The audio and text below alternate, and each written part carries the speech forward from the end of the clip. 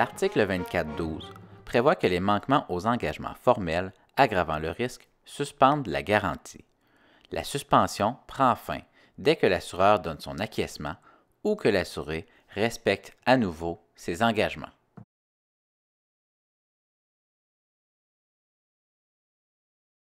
Le Code civil ne définit pas ce que sont les engagements formels. On retrouve diverses définitions dans la jurisprudence et la doctrine. De manière générale, il s'agit d'une obligation imposée par l'assureur, exigeant que l'assuré adopte un certain comportement ou pose certains actes afin de diminuer le taux de probabilité de sinistre ou encore restreindre l'étendue des dommages en cas de sinistre. Voici quelques exemples d'engagements formels de l'assuré. Installer un système d'antivol, activer le système d'alarme, effectuer une surveillance constante des biens, utiliser un cadenas avec certaines caractéristiques, effectuer des travaux de soudage en respectant certaines précautions ou encore maintenir un système d'extinction d'incendie en état de bon fonctionnement. Le terme engagement, au surplus formel, est très important. En effet, il nécessite le consentement de l'assuré. Ce dernier doit avoir accepté de remplir les exigences formulées par l'assureur. Le simple fait de questionner l'assuré au sujet de l'équipement de sécurité présent sur les lieux assurés ne peut suffire à créer un engagement formel de la part de l'assuré. L'engagement doit avoir été porté à la connaissance de l'assuré et figurer dans le contrat. Par ailleurs, pour être valide, la stipulation doit respecter les exigences prévues à l'article 2403, notamment ne pas référer à des normes externes non définies dans la police. À ces contraintes s'ajoutent celles relatives aux divergences prévues à l'article 2400 et celles entourant la clause abusive prévue à l'article 1437. L'engagement formel doit être pertinent au risque concerné. L'engagement peut alors viser à réduire les risques de perte ou l'étendue de cette dernière. L'assureur doit démontrer un certain degré entre l'engagement et le risque couvert, c'est-à-dire que le manquement soit susceptible d'aggraver le risque. Le manquement et l'aggravation doivent être interreliés. Ce lien s'apprécie in abstracto. L'assureur n'a pas à démontrer que le manquement a, dans les faits, aggravé le risque, ni que le sinistre aurait pu être évité ou que ses conséquences auraient différé si l'engagement avait été respecté. Dit autrement, l'assureur n'est pas tenu de prouver que le sinistre résulte du manquement à l'engagement formel. Lorsque le manquement aggrave le risque visé par l'engagement, la garantie relative au risque que l'engagement avait pour but de réduire est suspendue. À titre d'exemple, si le manquement concerne un engagement destiné à réduire le risque d'incendie, la garantie relative au vol ou au vandalisme demeure en vigueur. La suspension de garantie intervient automatiquement, sans formalité.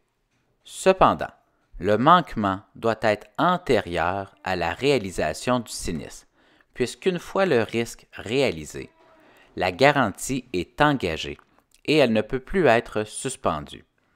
Dans cet exemple, il y a un sinistre et le manquement à l'engagement formel survient après le sinistre. L'assureur sera donc tenu d'indemniser.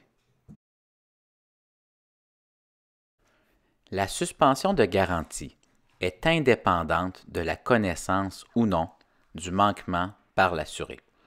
Elle est également indépendante de la bonne ou de la mauvaise foi de l'assuré, ainsi que de la notion de faute.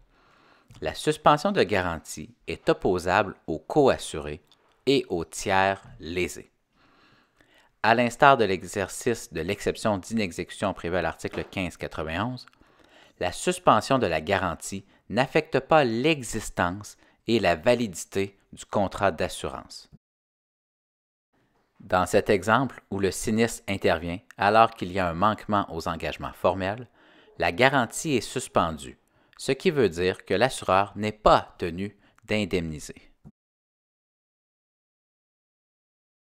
Dans l'hypothèse où un sinistre se produit avant le manquement aux engagements formels et qu'un deuxième sinistre se produit après, le premier sinistre sera couvert, mais non le deuxième.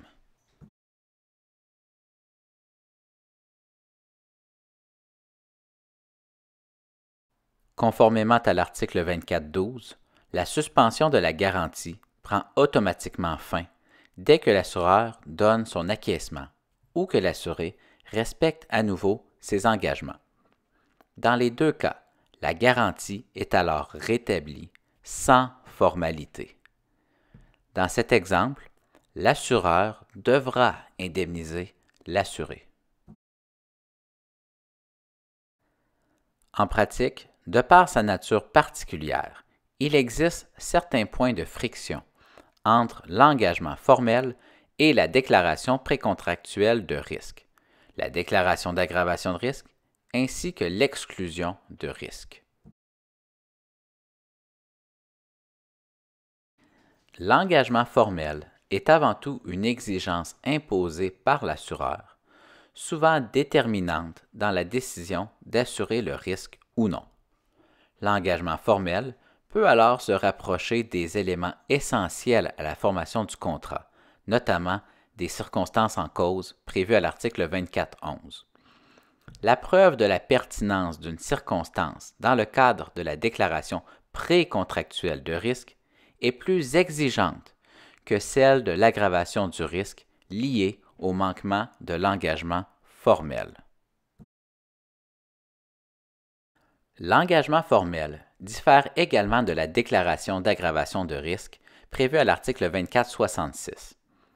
À titre d'exemple, en vertu de l'article 24.68, l'inoccupation d'une résidence ne constitue pas une aggravation du risque lorsqu'elle ne dure pas plus de 30 jours consécutifs. Cependant, l'assureur peut toutefois exiger dans un engagement formel la visite des lieux pendant cette période.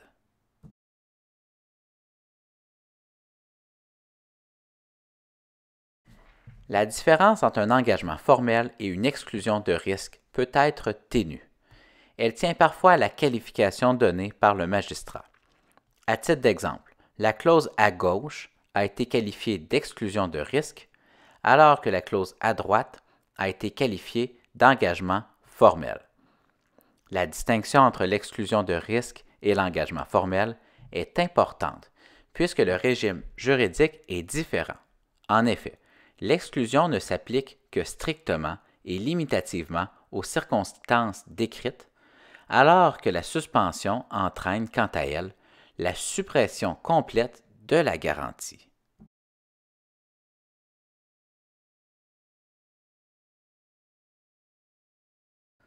En terminant, regardons le rôle du courtier d'assurance.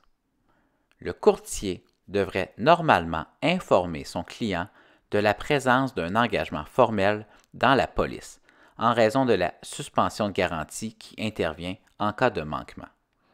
À défaut, il peut engager sa responsabilité professionnelle dans la mesure où l'assuré établit sa faute, un dommage et un lien de causalité. Voilà ce qui complète l'étude des engagements formels de l'assuré.